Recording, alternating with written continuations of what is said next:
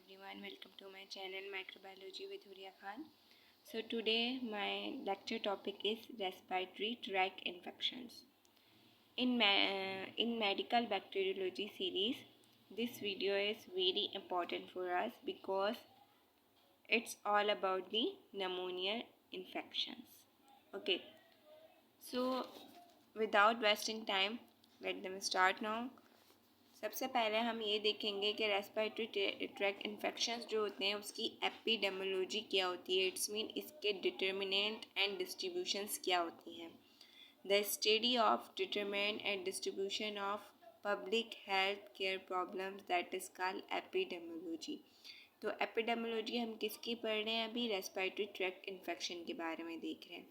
तो हम यहाँ देखते हैं कि जो चिल्ड्रन होते हैं, ठीक है, 5 साल से जो कम होते हैं 50% जो है 50% of all disease are acute airways infection.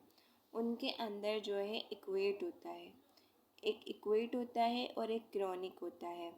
अब दोनों की मीनिंग थोड़ी डिफरेंट है। हम समटाइम्स क्या करते हैं, इनके मीनिंग्स में जो है वो हम क्या कर देते हैं, आगे पीछे कर देते हैं। यहाँ पे हमें ये चीज़ समझ नहीं आता कि एक्वेट इन्फेक्शंस को कौन से होते हैं और क्रोनिक इन्फेक्शंस कौन से होते हैं। तो इन दोनों का फ़र्क हमें पता होना चाहिए कि एक्वेट और जो है वो क्रोनिक इन्फेक्शंस कौन से होते हैं। अब जो क्रोनिक होते हैं वो जो है वो लॉन्ग लास्टिंग होते हैं, मतलब एक लंबे अरसे तक जो रहते हैं, ठीक है, एक ऐसी कंडीशन जो कि मंथ्स के लिए रहे, ठीक है। तो उसको हम क्या कहेंगे, उसको हम कहेंगे क्रोनिक इन्फेक्शन हो गया इस पेशेंट को, जो एक महीनों तक जो डिजीज़ रहे या जो है वो हफ्तों तक महीनों तक रहे या ज़्यादा अरसे के लिए रहे, तो उसको हम क्रोनिक कहेंगे। और जो एक्वेट होती है ना, एक्वेट की मीनिंग होती है एक सीवियर कंडीशन, ठीक है, और जिसमें क्या होगा, सडन कोई भी चीज़ ऐसी हो रही है, मतलब बहुत जल्दी से वो सीवियर हो रही है, ठीक है। देखें दोनों में डिफरेंस समझें कि दोनों का डिफरेंस क्या है। दोनों ही लॉन्ग लास्टिंग वाली चीज़ें हैं, लेकिन जो क्रोनिक है तो अगर वो ज़्यादा इन्फेक्टियस नहीं भी है लेकिन वो लॉन्ग टाइम चलेगी, जैसे महीनों। लेकिन एक्वेट में वो चीज़ आ जाती है जो कि थोड़े ही टाइम, मतलब कि एक लंबे ही अरसे में क्या हो जाए, वो एक सीवियर डिजीज़ बन जाए, उसको हम एक्वेट कहेंगे। तो यहाँ पर ये नमोनिया भी एक एक्वेट तरह का एयरवेज इन्फेक्शन कहलाता है। In children 5 to 12 years of age, 30% of all diseases are acquired airways infections. Most of the infections are in the upper airways. Only 5% are in the larynx and or in the lower airways. ठीक है, तो कुछ ही जगह ऐसी होती हैं जहाँ पर मतलब बता रहे हैं 5% जो है वो लैरिंक्स और दूसरी जगह पर होता है, लेकिन मोस्ट ऑफ द इन्फेक्शन ये कहाँ पर कोज करवा रहे हैं, ये अपर रेस्पिरेटरी ट्रैक्ट में करवा रहे हैं, ठीक है। ये वहाँ पर सबसे पहले एंटर होता है, कोई भी बैक्टीरिया जाता है, ठीक है। अब इसकी किसकी बात कर रहे हैं, द डिजीज़ डिपेंड ऑन, किस पर डिपेंड्स करती है, the pathogen, the host, the environment. इन तीनों पे जो है वो डिजीज़ डिपेंड करेगी। Localization of the acute airways inflammation. अब हम इसकी जो है पढ़ रहे हैं कि भाई कौन सी ऐसी जगह है या कौन कौन से इन्फेक्शन से करवा रहा है। अपर एयरवेज इन्फेक्शंस, लेरिंगो ट्रैको ब्रोंकाइटिस, मतलब कि लैरिंक्स से लेकर ट्रेकिया, ठीक है, और ब्रोंकाई तक जो पूरा इन्फ्लामेशन होगी, ठीक है, यानी कि इन्फ्लामेशन इन्फेक्शन होगा।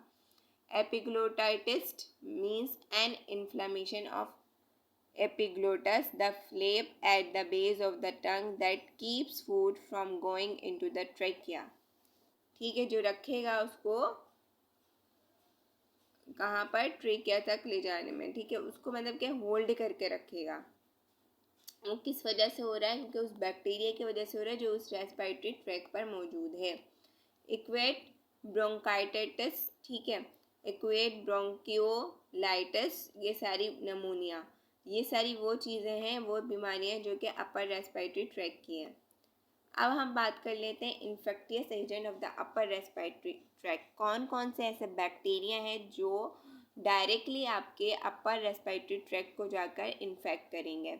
माइकोप्लाज्मा निमोनिया, ठीक है, जिसमें क्या आ रहा है, कौन क्या क्या करवाएंगे ये, फेरिंगोटोनाइसिलेटिस जो कि फेरिंग्स को अफेक्ट करेंगे, ओटाइटस मीडिया जो कि आई को करेंगे, नमोनिया आपको पता है, ब्रोंकाइटिस यानी कि जो आपकी ब्रोंकाई को अफेक्ट करेंगे, वो कौन सा होगा, माइकोप्लाज्मा नमोनिया, ठीक है। बैक्टीरियल कॉजेज कौन कौन से होंगे इसके? ग्रुप स्ट्रेप्टोकोकाई, कॉर्निबैक्टीरियम डिप्थेरिया भी हो सकता है, नेजेरिया मेनिंजाइटिस जिसको एन गोनोरिया भी कहते हैं, हेमोफिलस इन्फ्लुएंजा जो कि स्टेफाइलोकोकस ओरियस की है, उसमें से है, स्ट्रेप्टोकोकस नमूनिया जो कि नमूनियोकोकस में से है, ठीक है। तो इसकी थोड़ी स्पीशी और जो इसके जीनस होते हैं ना, इनके नेम्स अगर थोड़ा सा आप अच्छे से पढ़ लेंगे ना तो ये आपको बहुत फ़ायदा देगा। एग्ज़ाम्स में ज़्यादातर यहीं से पूछे जाते हैं, फिलिंग द ब्लैंक्स और ट्रू फॉल्स वगैरह में। अच्छा, longer 4 to 5 days and more serious infection, bacterial second line infection, complication otitis, ठीक है, साइनोसिटिस, नमोनिया, ठीक है, multi organ infection, failure to thrive, ठीक है, यानी कि ये ऐसा भी हो सकता है जो आपके डिफरेंट ऑर्गन्स में जाकर अटैक करे। बैक्टीरिया एक जगह से दूसरी जगह जा रहा है ना, देखें, रेस्पिरेटरी ट्रैक्ट से इंटर हुआ, उसके अंदर फिर आपके लेनिंग फेरेंस ट्रैक किया, फिर ब्रोंका एलोला, इन सब को करता करता ये बिल्कुल अंदर भी जा सकता है, चले जाता है, और ये एक जो है वो मल्टी ऑर्गन इन्फेक्शन कर सकता है। इन्वायरमेंटल फैक्टर्स क्या क्या हो सकते हैं इसके? फैमिली केयर, पॉल्यूटेड इन्वायरमेंट भी हो सकता है, ठीक है। कॉम्प्लिकेशंस कौन कौन सी हो सकती हैं? एक्वेट नोजोफेरेंजाइटिस जिसमें फीवर हो सकता है, हेडेक, ड्राई थ्रोट जो सूखी खांसी आप किसको कहते हैं, कफिंग कह लें उसको, नेजल्स डिस्चार्ज, नेजल्स नाक में डिस्चार्ज होना, फ्रीक्वेंट इन्फ्लेमेटरी रिएक्शंस होंगे, स्टफ नोज हो जाएगी बिल्कुल, फीडिंग प्रॉब्लम्स इन्फेंट्स, ठीक है, अगर जो करवाती हैं उनके, ठीक है, उनके लिए मसले हो जाएंगे। Acute tonsillopharyngitis means red mucus membrane हो जाएगा, स्वाइलन फैमिली स्वाइलन टॉन्सल्स हो जाएंगे, swollen lymph nodes in the neck, fever, pain, ये सारी चीज़ें हो जाती हैं। ओटाइटिस मीडिया क्या है? An inflammation of the middle ear, middle ear, ये जो एयर होता है ना, इसके बीच में जो होता है यहाँ पर भी इन्फ्लेमेशन हो जाएगा, ठीक है। Acute otitis media short term inflammatory infection with little pain and sometimes fluidy discharge, ठीक है। मीन्स के क्या होगा, ये एक्वेट ओटाइटिस मीडिया क्या होगा, एक शॉर्ट टर्म इन्फ्लेमेटरी इन्फेक्शन होगा जो बहुत कम दर्द के साथ होगा और कभी कभी उसमें से फ्लूइडी डिस्चार्ज भी होगा। Otitis media with infusion an infection with air pain in young children through pulling air, increase crying, poor sleep, decrease eating, fever, fullness with non-infectious fluid in the middle air for more than 3 months। तो मतलब बता रहे हैं कि इतने अरसे तक ये रह सकता है। Chronic suppurative otitis media is middle ear inflammation more than 2 weeks with frequent discharge, wheezing and pain. All three